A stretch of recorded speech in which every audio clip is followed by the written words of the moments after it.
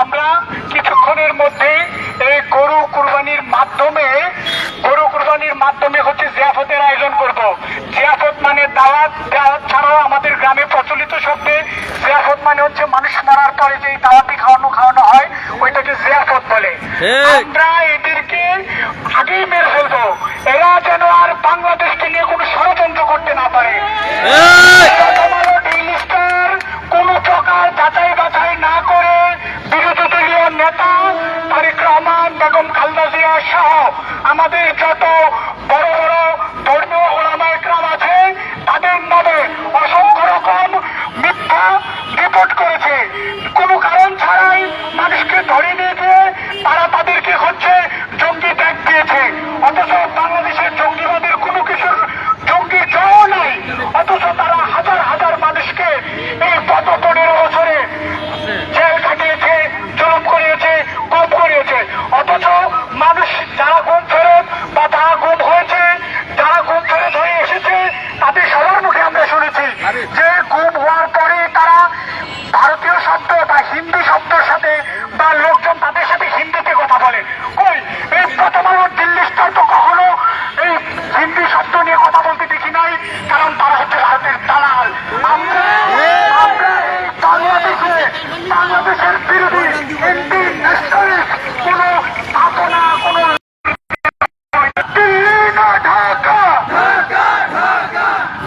বন্ধুরা, আমরা আজকে এখানে এসেছি, করবো এখানে আমোদ ফুর্তি করবো এবং এই ভারতীয় দালাল যারা আছে তাদেরকে একটা করে চিহ্নিত করব এবং তাদের কৃত অপকর্মের আজ পর্যন্ত যতগুলো তাদের রিপোর্ট হয়েছে তার হার্ড কপি এখানে এসে জনতার সামনে প্রমাণ করো যে তারা হচ্ছে দিল্লির দালাল না।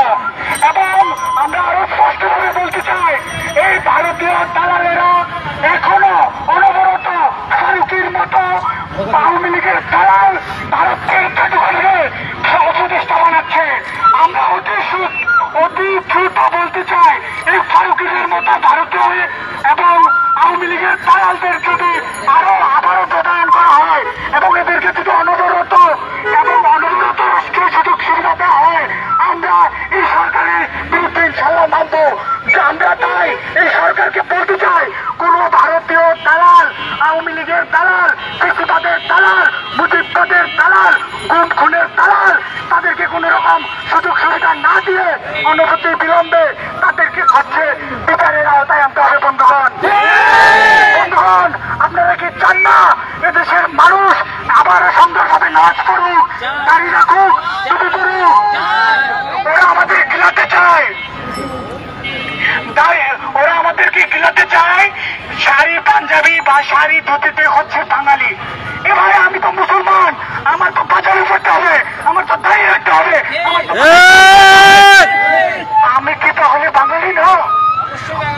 ওরা চায় এদেশে যেন মুসলিমকে ওটা গিলানো যায়, ওরা চায়, ওরা দেখবেন কথায় কথায় বলে মাঝে মাঝে বাঙালি, তাহলে কি আমি মাংস খাবো না?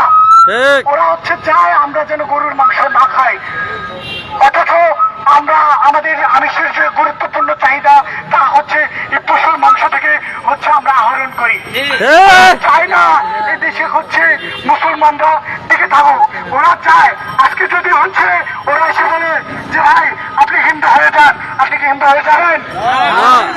আপনি এটা বলবেন দেখে ও হচ্ছে চাচ্ছে যে আপনাকে যদি একটু ঘুরিয়ে পেঁচিয়ে হিন্দু বানানো যায়, আপনাকে যদি একটু ঘুরিয়ে পেঁচিয়ে ওপার বাংলার বাঙালি বানানো যায়, ওরা দেখবেন আপনাকে এসে বলবে যে হচ্ছে কি এই ধর্মযাত্রার হচ্ছে ছড়ান, এটা সবাই তো বলে ধর্মযাত্রার হচ্ছে ছড়ান। ওই আমাদের কুরবানির সময় তো ওদেরকে দাঁত দিলে পাই না, তারও দরকার উৎসব তার আমরা হচ্ছে এক অপরের সাথে আনন্দ বার্তা বিনিময় করব। এর মানে এই না যে তার উৎসবে যাওয়া বসে থাকতে হবে এবং আমার উৎসবে এসে সে গরু খাক, আমরা চাই না, আমরা তো সাম্প্রদায়িক না। ওরা বরং সেকুলারিজমের নামে এদেশের মুসলমানকে গত 1971 সালের পর থেকে এই মুজিববাদের নামে, বাঙালিয়ানার নামে এদেশের মানুষকে নিপীড়ন নিগ্রহ করে যাচ্ছে। বন্ধুগণ, আমরা স্পষ্ট ভাষায় বলতে চাই, এই দেশে কোনো ভারতীয় দালাল থাকতে পারবে না।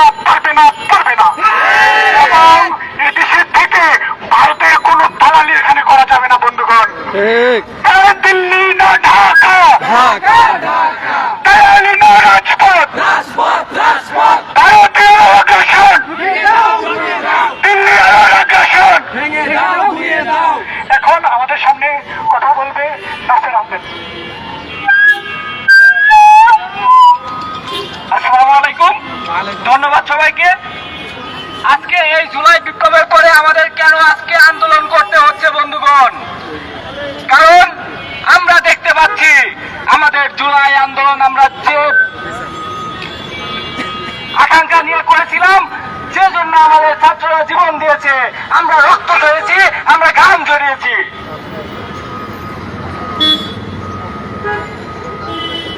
ভারতের দালাল কবে ছাড়বি? ভারতের দালালি, ভারতের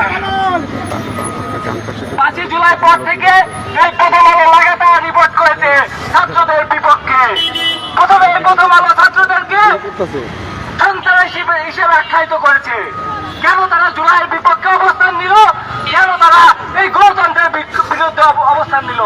তারা জানে যদি ছাত্ররা জয়ী হয় তাহলে ভারতের দালালি তারা করতে পারবে না। দালালদের এই ছাত্ররা রুখে দিবে, এই গণতন্ত্রপন্থীরা রুখে দিবে। এই প্রথম আলো সবসময় গণতন্ত্রের শত্রু ছিল, তাই গণতন্ত্রের মানুষ কন্যা আমাদের প্রিয় নেত্রী বেগম খালেদা জিয়ার বিপক্ষে লাগাতার তারা রিপোর্ট করেছে, মিথ্যা সংবাদ ছাপিয়েছে, তারেক জিয়াকে সন্ত্রাসী বানিয়েছে। তারা মিথ্যা রিপোর্ট করে তারেক জিয়ার হাওয়া ভবনের তথ্য আবিষ্কার করেছে।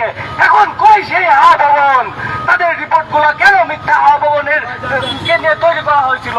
তারা বোঝাতে চেয়েছে হাওয়া ভবনে নাকি সব দুর্নীতির আখড়া, কিন্তু আমরা দেখতে পাচ্ছি সব দুর্নীতির আখড়া গণভবন। কিন্তু এই প্রথম আলো ডেইলি স্টার কখনো গণভবন নিয়ে রিপোর্ট করেনি। তারা বলছে উন্নয়নের কথা, তারা চায় গণতন্ত্র দরকার নেই, দরকার উন্নয়ন। কিসের উন্নয়ন? ভারতের আগ্রাসনের উন্নয়ন, আওয়ামী পন্থীদের উন্নয়নের, বাকশালীদের উন্নয়ন, প্রথম আলোর উন্নয়ন। প্রথম আলোর 7 সালের আগে কি অবস্থা ছিল, এখন কি অবস্থা, তাদের এই আলিশান জীবন যাপন দেখলেই বোঝা যায় তারা আসলে তাদের উন্নয়নের জন্য প্রতিবাদ কায়েম করেছিল। বন্ধুগণ, ডেইলি স্টারের অবস্থা কি? ডেইলি স্টার এবং প্রথম আলো একই অবস্থা। তারা টাসকম গ্রুপের কিছু পয়সা নিয়ে তাদের প্রথম যাত্রা শুরু হয়েছিল, কিন্তু তাদের তো এত বিলাসিতা ছিল না। তাহলে এত বিলাসিতা জীবনযাপন তারা কিভাবে করতেছে? তারা কিভাবে বাংলাদেশের এই কালচার পুরোটা দখল করে নিল? তারা কিভাবে স্টেট বাংলাদেশের যে রাষ্ট্র পলিসির গুরুত্বপূর্ণ অংশগুলো তারা কিভাবে দখল করে নিল? কারণ যে তাদের মূল শক্তি ভারত, ইন্ডিয়ার শক্তিতে তারা শক্তিমান হয়েছে এবং ইন্ডিয়ার পারপাস সার্ভ করার জন্য তারা কাজ করেছে। তারা ভারত থেকে টাকা এনে বাংলাদেশে ভারতের স্বার্থ রক্ষা করে। এই প্রথম আলো ডেইলি স্টার কি তথ্য দিয়েছিল? বাংলাদেশের উপর দিয়ে ট্রানজিট গেলে নাকি বাংলাদেশ অর্থনৈতিকভাবে উন্নয়ন হবে। কিন্তু আমরা দেখতে পাচ্ছি এই দীর্ঘদিনে 10 বছর ধরে আমরা দেখতে পাচ্ছি বাংলাদেশের উপর দিয়ে ভারত লাগাতার পণ্য নিয়ে যাচ্ছে। বাংলাদেশের জনগণের টাকা দিয়ে রাস্তা তৈরি হয়, সেই রাস্তা দিয়ে ভারত কোন টাকা না দিয়ে তাদের পণ্য নিয়ে যাচ্ছে।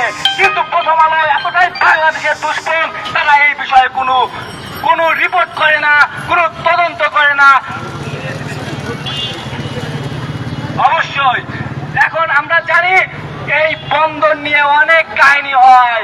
বন্দর ইন্ডিয়ানকে দেওয়ার জন্য ভারত তথ্য ছাপে যে আমরা যদি ভারতকে বন্দর দিই তাহলে আমরা অর্থনৈতিকভাবে স্বাবলম্বী হব। হ্যাঁ, আমরা জানি তোমরা ঠিকই অর্থনৈতিকভাবে স্বাবলম্বী হবা, কিন্তু বাংলাদেশের জনগণ স্বাবলম্বী হবে না, বাংলাদেশের জনগণের ক্ষতি হবে। তারা তথ্য দিয়েছিল কি পদ্মা সেতু হলে উন্নয়ন হবে। আমরা দেখেছি পদ্মা সেতুতে কি পরিমাণ দুর্নীতি হয়েছে। পদ্মা সেতু কি জন্য তৈরি করেছে? ভারতের সামরিক যান নিয়ে যাওয়ার জন্য। কোথায় নিয়ে যাবে? 7 সিস্টারে। কারণ যে 7 সিস্টারে পণ্য এবং সামরিক যন্ত্র নিয়ে যেতে অনেক ঘুরে যেতে হয়, তাই তারা শর্টকাট রাস্তার জন্য এই পদ্মা সেতু তৈরি করেছে। এই পদ্মা সেতুর পক্ষে কারা তথ্য দিয়েছে?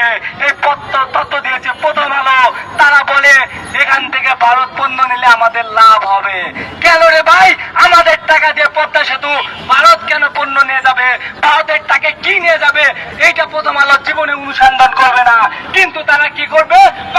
পাকিস্তান থেকে একটা যদি কি জাহাজ আছে সেইটার ভিতর দেখবে কোনো কি কি আছে, অস্ত্র আছে না পেজ আছে সেটা দেখবে না, পেজ থাকলেও বলবে ওটাতে গ্রেনেড আছে।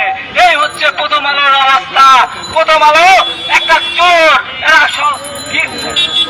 এরা অনুসন্ধানের নামে কি করে, চুরি করে, সরকারি তথ্য চুরি করে। আমরা জানি কোথায় করোনা ভাইরাসের সময় করোনার টিকে নিয়ে তাদের সাংবাদিক সচিবালয়ে ঢুকে কিভাবে সরকারি গুরুত্বপূর্ণ নথি চুরি করেছিল। কি জন্য চুরি করেছিল? কারণ ওইটা চীনের সাথে একটা করোনা ভাইরাসের টিকা স্বল্প দামে চীন দিতে চেয়েছিল, কিন্তু আমরা দেখেছি ভারতের কাছ থেকে উচ্চ